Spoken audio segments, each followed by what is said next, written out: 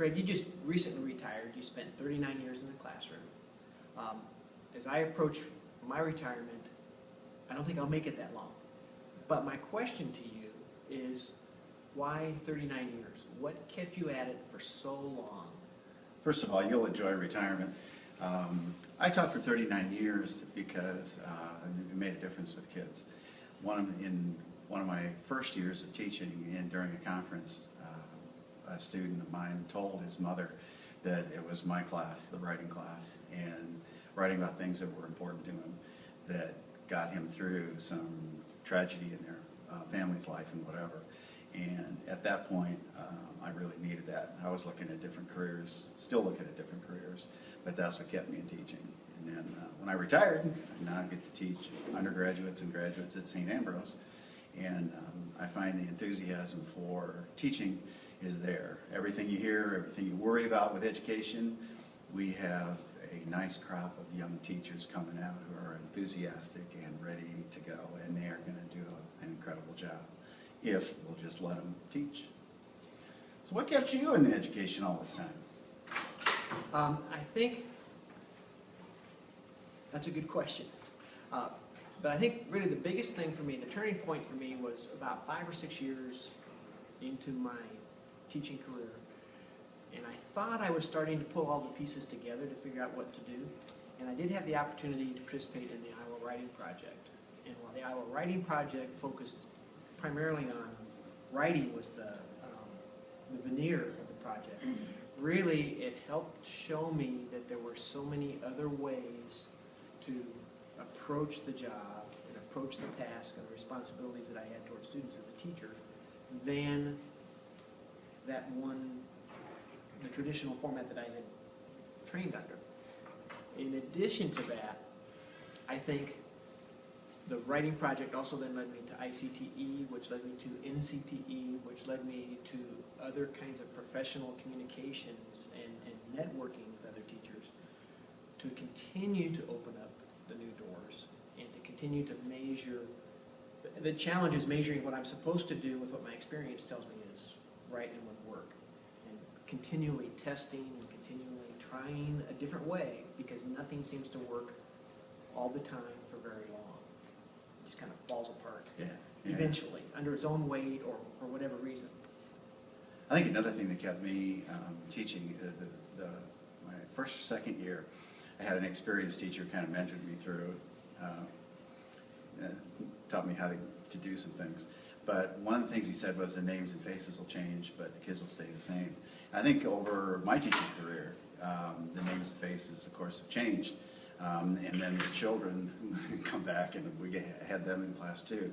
But kids have changed, and I think things have changed. The pressures on kids, what kids can do, their opportunities to succeed and whatever are different, certainly different, maybe not, and definitely not the same as they were. But I still find that every kid wants to succeed, even that kid who's really struggling, even that kid who says he doesn't want to be there, is constantly in trouble, pain in your backside. That kid wants to succeed. Down deep, they want to do something, do it well. And when they start to find out that they can do things well and that they can succeed, they change. And it may take a long time, and it may be a change for the good and a slip back to the past and the bad, but they change. And every kid wants to do that. Every parent, no matter how good or poor parent they are, wants their kid to succeed. And we're part of that. We're a huge part of that. We may be the difference as to whether or not they really try to do that or not.